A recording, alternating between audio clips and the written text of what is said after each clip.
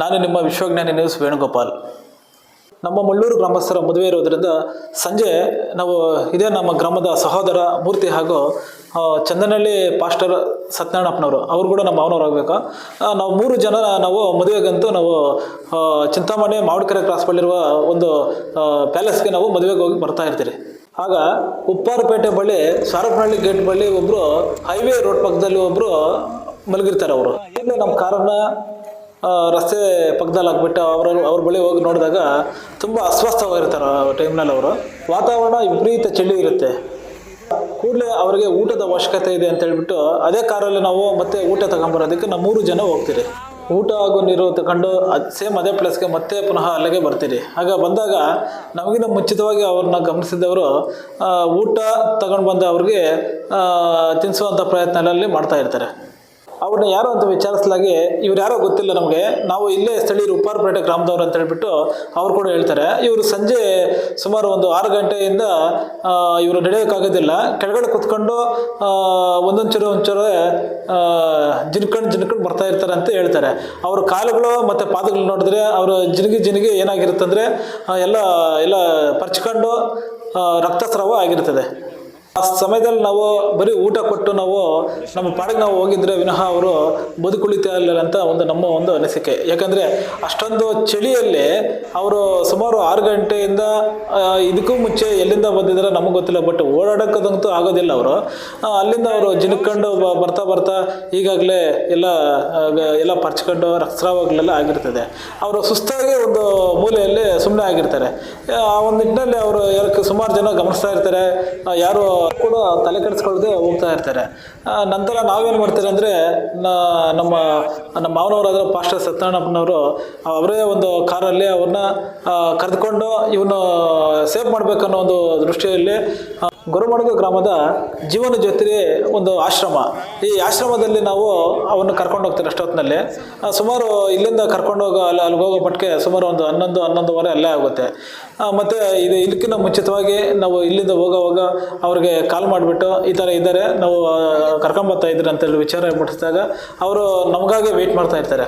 ನಾವು ಹೋಗಿ ಅಲ್ಲಿ ಇಳಿಸ್ಬಿಟ್ಟು ಒಂದು ಆಶ್ರಮದಲ್ಲಿ ನಾವು ಸೇರಿಸ್ತಾನೆ ಅಲ್ಲಿ ಹೋಗಿ ಅವರು ಹಾಸಿಗೆ ಮೇಲೆ ಮಲಗಿಸ್ಬಿಟ್ಟು ಅವ್ರಿಗೆ ಫಸ್ಟ್ ಏಡ್ ಏನೇನಿದೆಯೋ ಅದು ಗಾಯಕ್ಕೆ ಏನೇನು ಬೇಕೋ ಅದೆಲ್ಲ ಸಿಂಪಡಿಸಿ ಅದನ್ನು ಫಸ್ಟ್ ಏಡ್ ಅವರೇ ಮಾಡ್ತಾರೆ. ನಾವು ನೋಡ್ಕೊತೀರಿ ಅಂತ ಅವ್ರ ಜವಾಬ್ದಾರಿ ಒಂದು ತಗೊಂತಾರೆ. ಜೊತೆ ಒಂದು ಆಶ್ರಮದ ಅದನ್ನು ಅಬ್ಸರ್ವ್ ಮಾಡಿದ್ದಾದರೆ ಅಲ್ಲಿ ಸುಮಾರು ಒಂದು 30 ಜನ ಇದೇ ಥರ ಅಲ್ಲಿ ವಾಸ ಇರ್ತಾರೆ. ಅಲ್ಲಿ ಅವರಿಗೆ ಪ್ರತಿಯೊಂದು ಊಟ ಉಪಚಾರ ಇನ್ನೊಂದು ಮತ್ತೊಂದು ಏನೇ ಆಗಲಿ ಅವರ ಆಶ್ರಮದ ಮಾಲೀಕ ಅವರಿಬ್ಬರು ಗಂಡ ಮತ್ತು ಹೆಂಡತಿ ಈ ದಂಪತಿಗಳಿಬ್ಬರೇ ಇದುವರೆಗೂ ಕೂಡ ನೋಡ್ಕೊತಾ ಇದ್ದಾರೆ.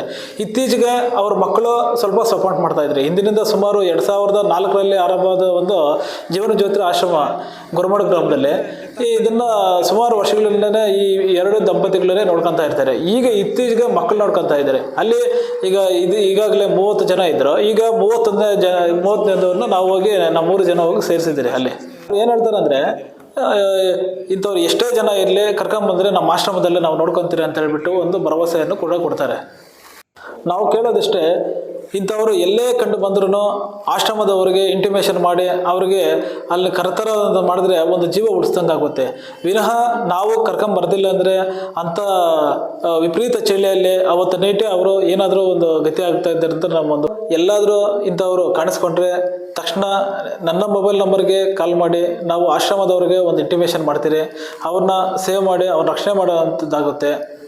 ಇಷ್ಟು ಹೇಳ್ತಾ ಯಾರಾದರೂ ಇಂಥ ಒಂದು ಸಹಾಯಕ್ಕೆ ನೀವು ಪ್ರಯತ್ನ ಬೀಳ್ತೀರಿ ಅಂತ ಹೇಳ್ತಾ ನನ್ನ ಈ ಮಾತನ್ನು ಮುಗಿಸ್ತಾ. ಹಾಗೆಯೇ ಆಶ್ರಮದ ಮಾಲೀಕರು ಏನು ಹೇಳ್ತಾರೆ ಕೇಳೋಣ ಬನ್ನಿ. ನನ್ನ ಹೆಸರು ಓಬಣ್ಣ ಅಂತ. ಸರಿ, 2004 ನಮ್ಮ ತಂದೆ ಸ್ಟ್ರೋಕ್ ಆಗಿ ಲಕ್ವಯ ಆಗಿ ಅವರು ಜ್ಞಾನ ಇಲ್ದಿರ ಆಯಿತು. ಆವಾಗ ಅವರು ಬೆಂಗಳೂರು ಬ್ಯಾಪ್ಟಿಸ್ಟ್ ಆಸ್ಪತ್ರೆಯಲ್ಲಿ ಅವ್ರನ್ನ 1 ವಾರಗಳ ಕಾಲ ಇದ್ದರು. ಅವತ್ತು ಈ 24 ಅಕ್ಟೋಬರ್ 10ನೇ ತಿಂಗಳು 24ನೇ ತಾರೀಕು ಅವ್ರಿಗೆ ಇನ್ನೇನು ಅವಸಾನ ಕಾಲ. ಆದರೆ ನನಗೆ ಆ 3 ದಿವಸ ಒಂದು ಉಪವಾಸ ಇದ್ದು ದೇವ್ರ ಹತ್ರ ನಾನೊಂದು ಪ್ರಾರ್ಥನೆ ಏನಂದರೆ ನಮ್ಮ ತಂದೆ ಚೆನ್ನಾಗಾಗಬೇಕು, ದೇವರೇ ನಮ್ಮ ತಂದೆನ ಸಾಕಬೇಕು, ತುಂಬ ಕಷ್ಟಪಟ್ಟು ನಮ್ಮನ್ನೆಲ್ಲ ಮಾಡಿದವರು, ಅದನ್ನ ಆರೋಗ್ಯ ಚೆನ್ನಾಗಾಗಬೇಕು ಅಂತ ಕೇಳಿದೆ. ICU ವಾರ್ಡಲ್ಲಿ ಮಲಗಿದ್ದಾರೆ ನಮ್ಮಪ್ಪ. ನಾನು ನಿಂತು ಪ್ರಾರ್ಥನೆ ಮಾಡಿದ್ವಿ ಇಬ್ಬರೇ. ನಾನು ಇನ್ನೇನು ನಿದ್ದೆಯಲ್ಲಿ ಕನಸೇನಲ್ಲ, ನಿಂತು ಪ್ರಾರ್ಥನೆ ಮಾಡ್ತಾ ಇದ್ದಾಗ ಅನ್ಕಾನ್ಶಿಯಸ್ ಅಂದರೆ ಜ್ಞಾನ, ಮಾತಿಲ್ಲ, ಬರೀ ಕಣ್ಣು ಮಾತ್ರ ತೆಗೆದಿದ್ದಷ್ಟೇ. ಒಂದು ವಾರ ಏನು ಮಾತಾಡೇ ಇಲ್ಲ, ಮೈಂಡ್ಗೆ ಸ್ಟ್ರೋಕ್. 14ನೇ ತಾರೀಕು 10ನೇ ತಿಂಗಳು 2004. ಆಮೇಲೆ 2 ವರ್ಷ ಆದಮೇಲೆ 2007ರಲ್ಲಿ ಈ ಆಶ್ರಮನ ಸ್ಥಾಪನೆ ಮಾಡಿದ್ವಿ. ಸರಿ, 30 ಜನ ಏನಿದ್ದಾರೆ ಇವನ್ನ ನೋಡ್ಕೊಳ್ಳೋದಕ್ಕೆ ಎಷ್ಟು ಜನ ಇದ್ದಾರೆ ಸ್ಟಾಫ್? ನಮಗೆ ಇದುವರೆಗೆ ಸ್ಟಾಫ್ ಯಾರಿಲ್ಲ, ನಾನೇ ಅಡಿಗೆ ಮಾಡ್ಕೊಡ್ತಾ ಇದ್ದೆ.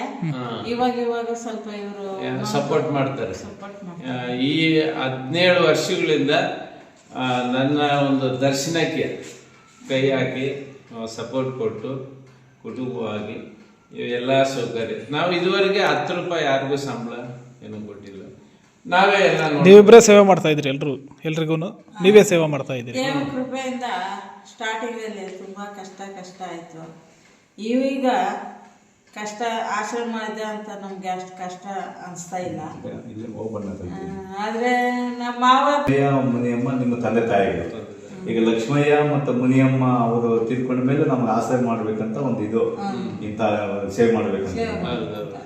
ಓಕೆ ವೇಣು, ನೋಡಪ್ಪ, ದೇವರ ಒಂದು ನಮ್ಮ ಶಿಲ್ಘಾಟ್ ತಾಲೂಕಿನಲ್ಲಿ, ಚಿಕ್ಕಬಳ್ಳಾಪುರ ಡಿಸ್ಟಿಕ್ನಲ್ಲಿ ಈಗ ಈ ಒಂದು ಗುರ್ಮಡ್ ಗ್ರಾಮದಲ್ಲಿ ಇಂಥ ಒಂದು ಸ್ಥಿತಿ ದೇವರಿಗೆ ಮಡಗಿದಾನೆ. ದೇವರಿಗೆ ಕಾಪಾಡಲಿ ಆಯಾ. ದೇವರಿಗೆ ಮಕ್ಕಳು ದೊಡ್ಡವರಾದ್ಮೇಲೆ ನಮಗೂ ಸ್ವಲ್ಪ ಭಾರ ಕಡಿಮೆ ಆಯಿತು. ಈಗ ಅವರು